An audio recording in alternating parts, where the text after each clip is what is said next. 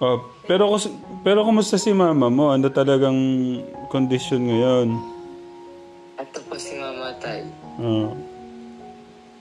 Ano po, Tay, good evening po. Nay, magandang gabi po. Tumawag po sa akin si paring Joe eh. Parang ano po yung ano po nyo? Kumusta po yung nararamdaman nyo ngayon? Naman ko mabigat kaso may time po na bigla po siyang kumikirot. Masakit na masakit. Kaya po. Yung pakiramdam ko, bigla ako napapahinto sa paglalakad. Yeah. Natawagan niyo po si Doc. Opo, kasi nag-message po ako bakit ganito yung pakiramdam ko. Sabi niya kasi po talagang urgent na dapat na operahan kayo. Kasi po nag-decide po ako ng magpa-opera sana itong katapusan pa po dahil nga nagsabi po ako sa family ko na baka pwedeng tulungan kami dahil wala naman po kaming sapat na pera dahil pinapa-provide po kami ng 70,000 plus PhilHealth. Opo, si Ninong Joe po, kinausap po ako kanina, sasagutin na daw po yung ano nyo, yung operation nyo. Salamat pa. Opo. Kaya po tumawag po siya sa amin dahil nag-PM daw po si Kuya Eman na yung nararamdaman niyo po ngayon. Kaya sabi ko kung pwede siyang dalhin ngayon, eh pupuntahan ko po kayo ngayon dyan para ma-confine na po kayo. Wala na po yung anesthesiologist tayo. Tatawagan para bukas. Kasi ang araw po talaga ng pagpapa-opera daw po niya is Tuesday, Friday, at saka Saturday. Pero na urgent na daw po, tatawagan po nila yung anesthesiologist para maoperahan na daw po ako bukas. Po. Pero ano ba yung titiisin mo ba yung sakit na yan? Di ba dapat pagka ganun, dali na siya? May gamot po ba kayong iniinom na binigay si Doc? Nay? Wala po tayo. Bali, ang iniinom ko lang po yung maintenance ko po sa sa diabetes, sa sugar po. Ang sabi ko nung nakausap ko si nanay kasi ng Tita Jo, pupuntahan ko din siya kagad pagka yung check-up, yung, di ba sabi ko magpa-check-up. Nawala naman po na sa ko dahil may baby rin kaming inaasikaso nun sa Salamat po sa inyo pa yan. Hindi po. Nandyan po si paring Jo. Si Ninong Jo po. Naririnig po kayo.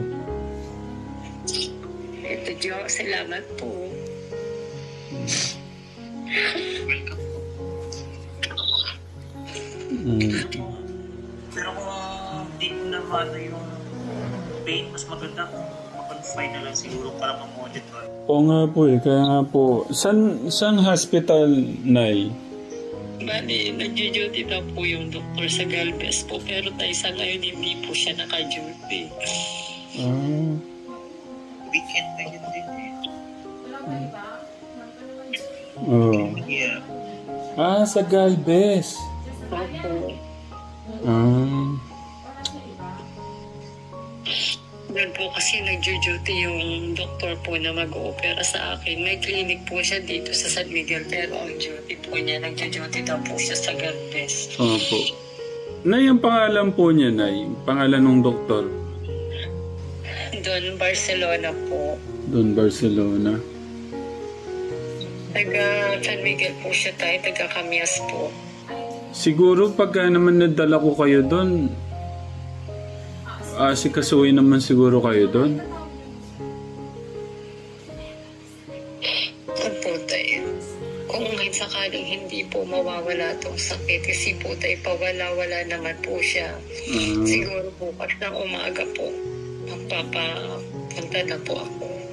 Opo. Hindi po, maaga po ako dyan kung para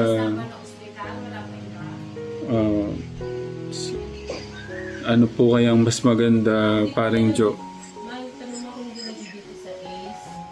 Hindi daw po ba nagjo-duty kay Castro sa Ace, sa Baliwag po?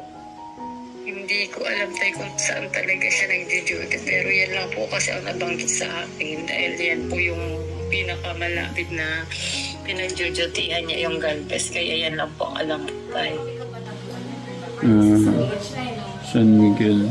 Patext mo na lang yung complete name, tapos search natin sa Opo. Kuya Eman. Basta, Pa-send sa amin yung yung complete name ni Doc. I-search natin kung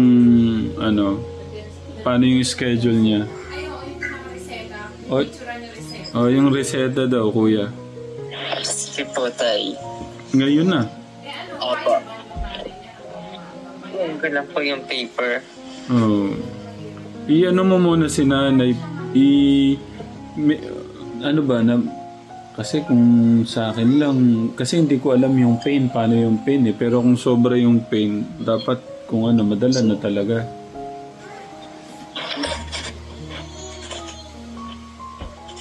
Pero, Kasi mahirap pag gano'n. Opo. Madaling araw ka na. Pag madaling araw, malayo. Opo, parang Joe. Alam ko po yung ibig sabihin niyan. Pero kung Kagabi ba, Kuya Eman, ganyan ba si nanay kagabi? Si nanay, ganyan bang naramdaman niya kagabi? Bihira po tayo. Pasumpong-sumpong po. Okay. Kasi ibig sabihin yung pain na nararamdaman ni mama mo, lampas 10 eh. Kaya Pero tayo, napansin ko rin po, bigla po lumaki po yung bukol po ni mama.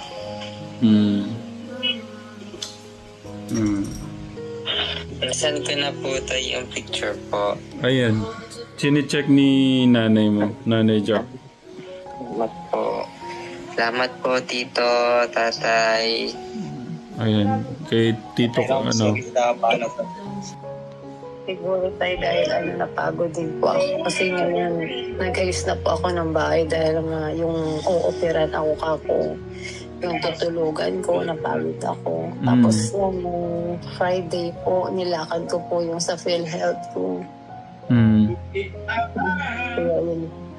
Kaya lalong nag-trigger siguro po dahil pagod paglalakad ko. Nga po.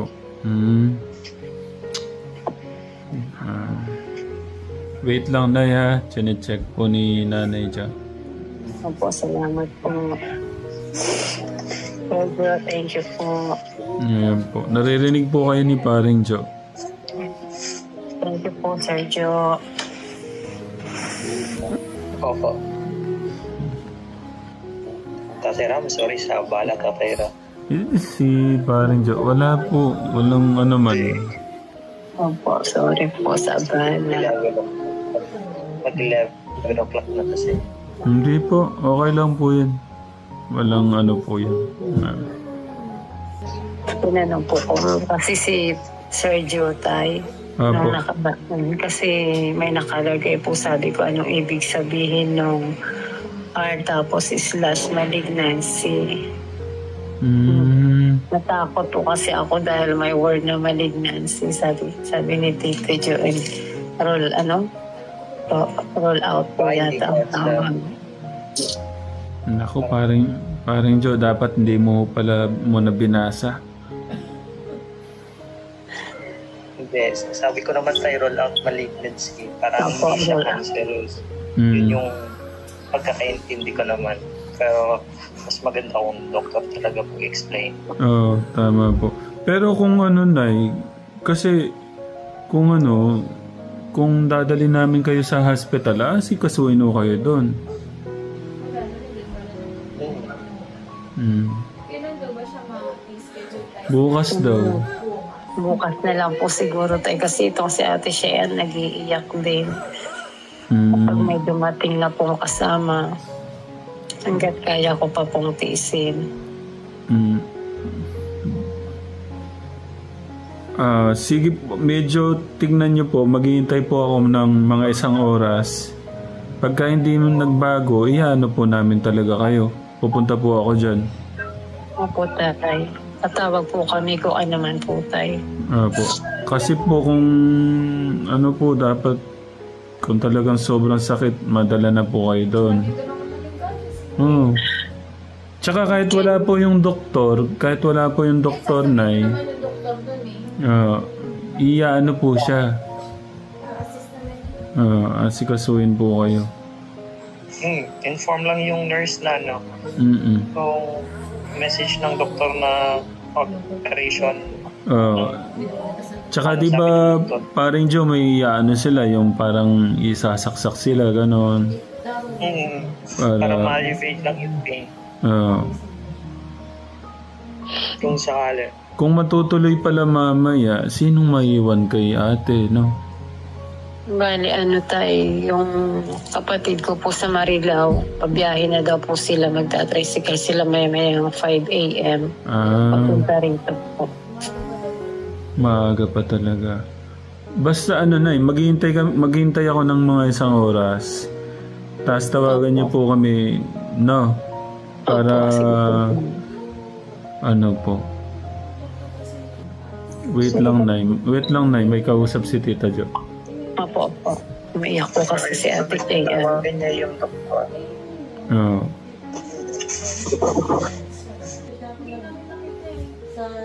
Hindi, kung kahit wala kasi siya, pagka talagang di naman kaya ni nanay,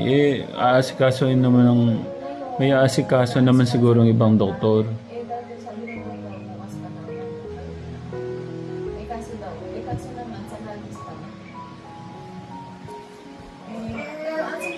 Kontaktan mo na yung doktor na, no? Ano daw ba yung condition? Na-admit siya. Sa tiyan. Yung sa tiyan, yung nanay ni Emma. Ano yung minapan yung sa kanya? Ito, abdominal operation nakalagay, diba na siya naman lahat. Andyan yung mga gagawin bago siya operahan. Dahil sa ganyan. Marami pa yung mga salapin sa tayan. Kaya kung hindi na kaya ni nanay, nag-iisila na rin siya sa iyo. Ano yung recommendation ng doctor na doon? Hindi yung gagawin doon. Kaya na sa ACE. Oo, dali na. Kaso ang problema naman. Ganun din naman meron naman na siyang meron na siyang med-cert parang meron na siyang initial findings.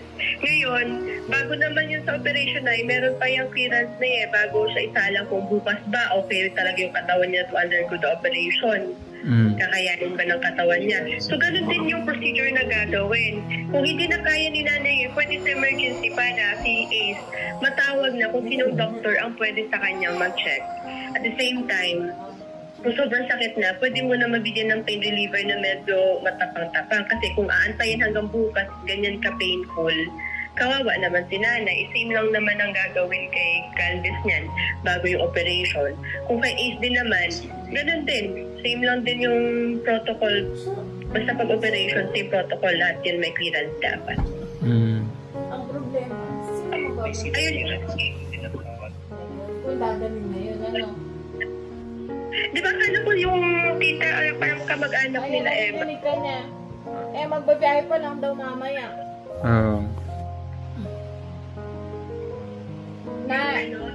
Yung auntie, yung kapatid. Kuya Eman? Hello po. Ano? Kumusta na si nanay? Po, nakaupo po si mama. Okay. Kumusta yung pakiramdam ngayon? Mabigat na lang daw po. Mabigat din May nararamdaman niya. sakit pa rin, ma? Sumusumpong-sumpong lang daw po tayo yung sakit po.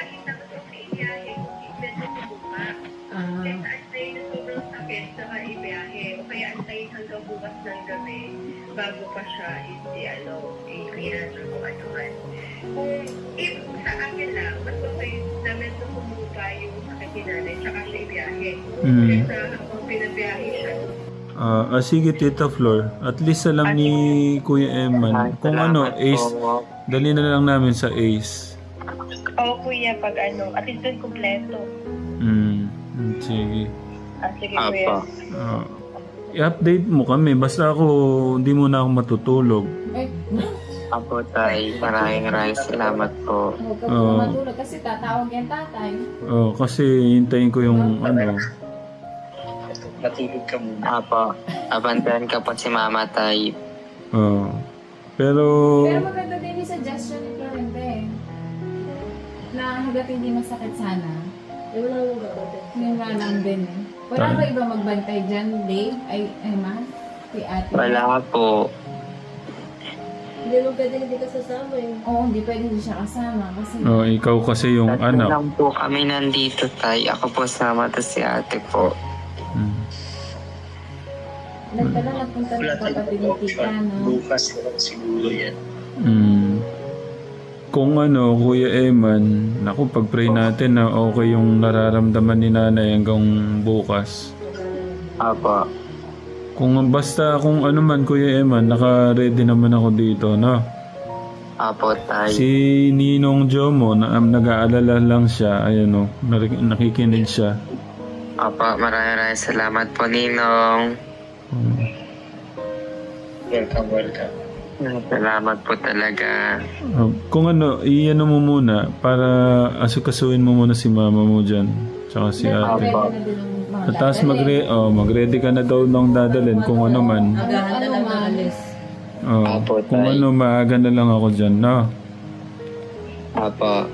Okay. Sige, ingat. Mag-pray. Sige po, Mag-pray. tay. Lang ako dyan sa account mo, tay. Mag-pray. Maraming salamat po, tatay, tito, nanay. Oh. Welcome. Tito, paring Jo, Tay. update ko po kayo bukas. O kahit bukas na po. Kung ano, hintayin ko na lang po yung ano ni Kuya Eman. Sige po, Tay. Opo. Good night, Sorry sa paring Jo. Si paring Jo. Good night, paring Hindi Jo. ako kasi alam kong pagod kayo, Tatay Ram eh. Hindi, wala po yun. Kayang-kaya po. Kaya nag-message na ako kay Tita. Mga sabi ko, baka gising pa si Tita Sexy. Thank you po sa pagmamahal sa mama po ni Kuya Eman. Sige po, Tay. Good night, Tito. Salamat. Opo, good night. Thank you. Sige, tay. Tita Sexy, thank you po.